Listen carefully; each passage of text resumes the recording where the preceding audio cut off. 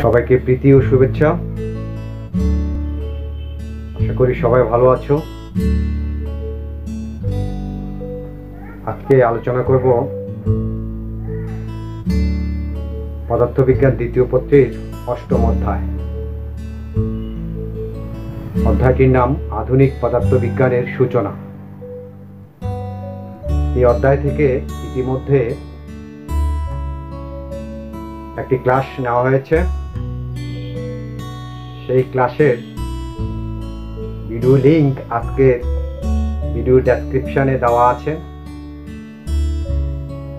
তোমরা যারা এখনো বিগত ক্লাসটি দেখোনি তারা ক্লাসটি দেখে নেবে, এবং যারা এই চ্যানেলে নতুন তারা চ্যানেলটি সাবস্ক্রাইব করবে। আজকে আমাদের আলোচ্য বিষয় হলো লরেন্স রূপান্তর এবং কাল দীর্ঘায়ন। গত ক্লাসে আমরা গ্যালিলিও রূপান্তর দেখেছিলাম। গ্যালিলিও রূপান্তের কিছু সীমাবদ্ধতা থাকার কারণেই এই লরেন্স রূপান্তরের উদ্ভব। গ্যালিলিও রূপান্তরে আইনস্টাইনের আপেক্ষিক তত্ত্বের স্বীকার্য দুটির সাথে সঙ্গতিপূর্ণ ছিল না। অর্থাৎ আইনস্টাইনের বিশেষ আপেক্ষিক তত্ত্বের যে দুটি স্বীকার্য ছিল সেই দুটি স্বীকার্যকে গ্যালিলিও রূপান্তরের সাহায্যে এক্সপ্লেইন করা যায় না। যেমন আইনস্টাইনের দ্বিতীয় স্বীকার্য অনুসারে আলোর দ্রুতি পর্যবেক্ষকের গতির উপর নির্ভরশীল নয়,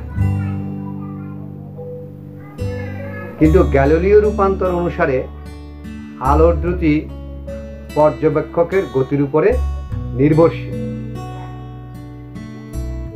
তাহলে সহজেই বুঝতে পারছো যে গ্যালিলিও রূপান্তরের সাহায্যে আইনস্টাইনের আপেক্ষিকত্বের যে দুটি বিশেষ স্বীকার্য আছে সেগুলোকে এক্সপ্লেইন করা যায় না। তারই প্রেক্ষাপটে 1930 সালে H.A. লরেন্স তাড়িৎচুম্বকীয় তত্ত্ব ব্যবহার করে নতুন কিছু সমীকরণ প্রতিপাদন করেন, এবং এই সমীকরণগুলোর সাহায্যে আইনস্টাইনের আপেক্ষিকতার বিশেষ তত্ত্বের দুটি স্বীকার্যকে এক্সপ্লেইন করা যায়, এবং আপেক্ষিক তত্ত্বের স্বীকার্যের যে শর্তাবলী আছে সেগুলোকেও এই লরেন্স রূপান্তরের সাহায্যে ব্যাখ্যা করা যায়।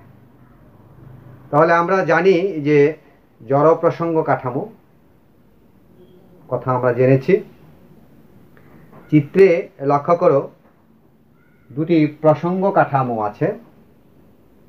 একটি এস প্রসঙ্গ কাঠামো, এক্স অক্ষ, ওয়াই অক্ষ, জেড অক্ষ, ও হলো মূলবিন্দু। এটি নিশ্চল কাঠামো। অপরদিকে এস প্রাইম কাঠামো একটি আছে, তার স্থানাঙ্কগুলো X prime, Y prime, Z prime. O prime হলো মূলবিন্দু। এই এস প্রাইম কাঠামোটা এস কাঠামোর সাপেক্ষে গতিশীল কাঠামো। তাহলে এখানে দুইটা কাঠামো আছে, একটা হলো এস কাঠামো, স্থির কাঠামো বা নিশ্চল কাঠামো, আর একটা হলো এস প্রাইম কাঠামো, সেটা গতিশীল কাঠামো। কোন অক্ষ বরাবর গতিশীল? এক্স অক্ষ বরাবর ভি বেগে গতিশীল। এক্স অক্ষ বরাবর ভি বেগে গতিশীল। এখন এই দুইটি প্রসঙ্গ কাঠামোর মধ্যে অবস্থান এবং সময় নিয়ে পারস্পরিক সম্পর্ক স্থাপন করেন গ্যালিলিও করেছিলেন, তার পরবর্তীতে করেন লরেন্স। এখন দেখি যে লরেন্সের রূপান্তরগুলো কি। X prime equal to X minus VT divided by root over of 1 minus v square by c square. Y prime equal to y, z prime equal to z, t prime equal to t minus dx divided by c square divided by root over of 1 minus v square by c square. এই যে চারটা সমীকরণ আমরা এখানে পেলাম, এই চারটা সমীকরণকেই বলা হচ্ছে লরেন্স রূপান্তর। এগুলোর সাহায্যে আইনস্টাইনের দুটি স্বীকার্যকে এক্সপ্লেন করা যায়। লরেন্সের বিপরীত রূপান্তর আছে, লরেন্সের বিপরীত রূপান্তর। এক্স প্রাইমের জায়গায় হবে এক্স, তাহলে X equal to X prime plus VT prime divided by C square divided by root over of 1 minus V square by C square. Y axis এবং জেড অ্যাক্সিসের কোনো পরিবর্তন নেই, Y equal to Y prime, Z equal to Z prime, এবং সময় T equal to হচ্ছে T prime plus V X square by C square root over of 1 minus V square by C square. এগুলো হলো লরেন্সের বিপরীত রূপান্তর। আচ্ছা, তাহলে আমরা দেখলাম যে গত ক্লাসে দেখেছিলাম গ্যালিলিও রূপান্তর, আজকে দেখলাম লরেন্সের রূপান্তর। এই রূপান্তরগুলো প্রতিপাদন করা যায়, বইতে খুব সুন্দরভাবে প্রতিপাদন করে দেওয়া আছে, তোমরা দেখবে। এখন আমরা আলোচনা করব যে এই রূপান্তরগুলো ব্যবহার করে আমাদের কাল দীর্ঘায়ন। আইনস্টাইন বলেছেন যে সময়, অবস্থান এবং ভর, অর্থাৎ স্থান, কাল, ভর এগুলো চরম স্থির নয়, পরিবর্তনশীল। তো সময়ের যে ব্যাপারটা সেটাকে বলা হয় কাল দীর্ঘায়ন,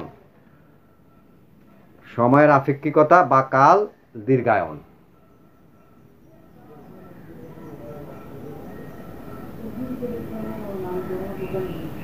কাল দীর্ঘায়ন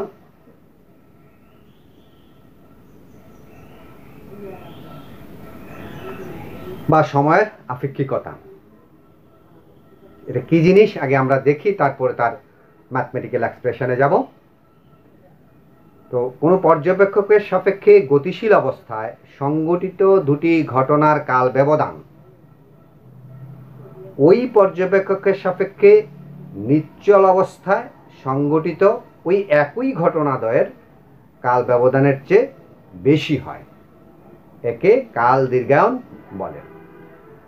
তাহলে একটি ঘটনা দুজনেই পর্যবেক্ষণ করছেন, একজন হলো গতিশীল অবস্থায় সংঘটিত ঘটনাটি পর্যবেক্ষণ করছেন, আরেকজন নিশ্চল অবস্থায় সংঘটিত ঘটনাটি পর্যবেক্ষণ করছেন। তো এই যে দুই রকমের পর্যবেক্ষণের মধ্যে টাইমের যে ডিফারেন্স হয়, যে সময়ের যে ব্যবধান হয়, সেটাকেই বলা হচ্ছে কাল দীর্ঘায়ন বা সময়ের আপেক্ষিকতা। আবার একটু সংজ্ঞাটা বলি, তোমরা একটু মনোযোগ সহকারে শোনো। যে কোনো পর্যবেক্ষকের সাপেক্ষে গতিশীল অবস্থায় সংঘটিত দুটি ঘটনার কাল ব্যবধান ওই পর্যবেক্ষকের সাপেক্ষে নিশ্চল অবস্থায় সংঘটিত ওই একই ঘটনাদ্বয়ের কাল ব্যবধানের চেয়ে বেশি হয়, একে কাল দীর্ঘায়ন বা সময়ের আপেক্ষিকতা বলে। এবার এর ব্যাখ্যাতে আমরা যাই। যে এখানে লক্ষ্য করো যে দুটি প্রসঙ্গ কাঠামো আছে। আমি আগেই বলেছি এস একটি প্রসঙ্গ কাঠামো যার স্থানাঙ্ক হলো X Y Z. S prime একটি প্রসঙ্গ কাঠামো যার স্থানাঙ্ক X prime Y prime Z prime. S কাঠামোতে একজন পর্যবেক্ষক আছেন ও, এস প্রাইম কাঠামোতে একজন পর্যবেক্ষক আছেন ও প্রাইম। এস কাঠামোটা হলো নিশ্চল কাঠামো বা স্থির কাঠামো, এস প্রাইম কাঠামোটি হলো গতিশীল কাঠামো, এবং সেটি এই এক্স অক্ষ বরাবর এই ভি ব্যাগে, এক্স অক্ষ বরাবর ভি ব্যাগে গতিশীল। আচ্ছা, তাহলে এখন ধরো যে এই এস যে কাঠামো আছে, সেই কাঠামোর পর্যবেক্ষক এই বিন্দুতে, এক্স বিন্দুতে একটি ঘটনা পর্যবেক্ষণ করছে। আবার এস প্রাইম কাঠামোতে ও প্রাইম যিনি পর্যবেক্ষক আছেন, তিনি এখানে আরেকটি ঘটনা পর্যবেক্ষণ করছেন, সেটাকে আমরা এক্স প্রাইম দ্বারা প্রকাশ করছি। ঠিক আছে, তাহলে এস কাঠামোতে যিনি আছেন তিনি এক্স অবস্থানে সংঘটিত যে ঘটনা, সেই ঘটনার সময় তিনি পরিমাপ করলেন T1। আবার লক্ষ্য করো, এস বিন্দু এস কাঠামোতে যে পর্যবেক্ষক আছেন তিনি এক্স অবস্থানে সংঘটিত ঘটনাটির সময় উনি পরিমাপ করলেন T1। তাহলে এস ব্যাখ্যাতে যাই আমরা। এস কাঠামোতে আছেন, এক্স বিন্দুতে যে ঘটনা ঘটছে সেটা তিনি সময় পরিমাপ করলেন T1। আবার এস প্রাইম কাঠামোতে যে পর্যবেক্ষক আছেন ও প্রাইম, এক্স প্রাইমে অবস্থিত ঘটনার সময় পর্যবেক্ষণ করলেন T1 প্রাইম। তাহলে এস প্রাইম কাঠামোতে যিনি আছেন, এক্স প্রাইম বিন্দুতে ঘটনা যে পর্যবেক্ষণ করলেন তার সময় পেলেন তিনি T1 প্রাইম। কিছু সময় পরে, আফটার সাম টাইম বা কিছু সময় পরে, এই এস কিছু সময় পরে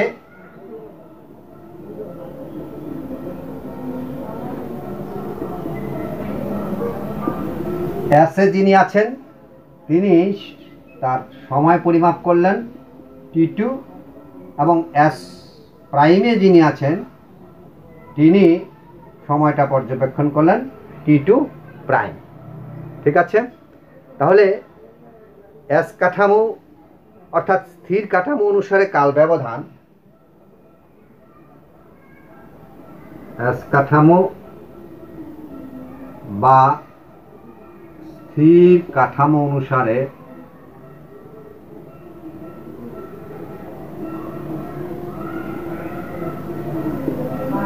অনুসারে কাল ব্যবধান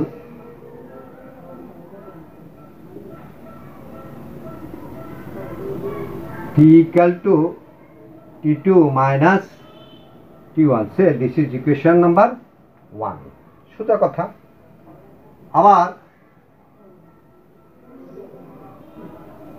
এস প্রাইম কাঠামো বা এটা ছিল গতিশীল কাঠামো, গতিশীল কাঠামোতে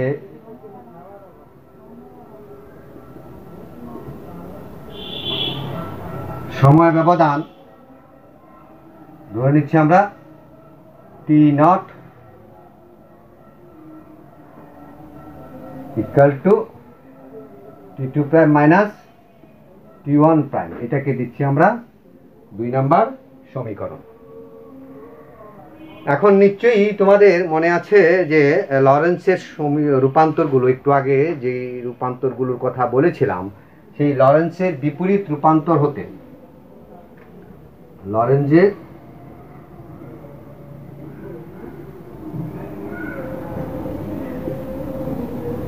বিপরীত রূপান্তর হতে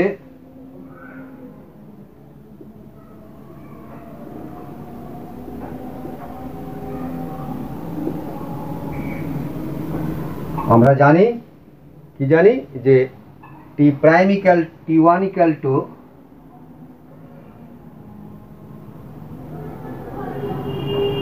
T1 প্রাইম, তারপরে কি plus V X prime, right, plus V X prime divided by C square root over of 1 minus V square by C square, এবং T2 ইকুয়াল টু হবে T2 prime plus V X prime divided by C square divided by root over of 1 minus V square by C square.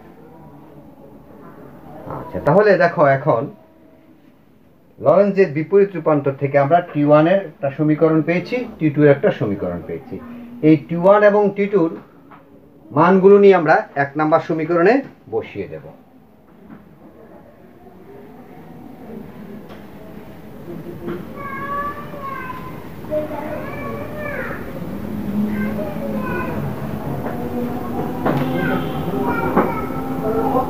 T1 and T2 in equation 1। সুতরাং 1 নম্বর সমীকরণ থেকে আমরা পাই কি, 1 নম্বর সমীকরণটা কি ছিল মনে আছে? T equal to T2, T2 এর জায়গায় লিখব আমরা T2 prime plus Vx prime divided by c square root over of 1 minus v square by c square, minus দিয়ে T1 এর মান হলো লরেন্সের বিপরীত রূপান্তর অনুসারে T1 prime plus Vx prime divided by c square root over of 1 minus v square by c square. ঠিক আছে, এ পর্যন্ত বুঝতে সমস্যা আছে? আশা করি সমস্যা হওয়ার কথা না, খুব সিম্পলি ক্যালকুলেশন। আচ্ছা, তাহলে এখন এখান থেকে দেখো থাকে কি, এটা ক্যান্সেল হয়ে গেলে থাকে T2 prime minus T1 prime, নিচে থাকে root over of 1 minus v square by c square. এই যে T2 prime minus T1 prime, এইটা আবার সমান হলো কি T0 2 নাম্বার অনুসারে। সুতরাং T ইকুয়াল টু হচ্ছে T0 root over of 1 minus v square by c square. এই যে সমীকরণটা আমরা পেলাম 2 নং হতে,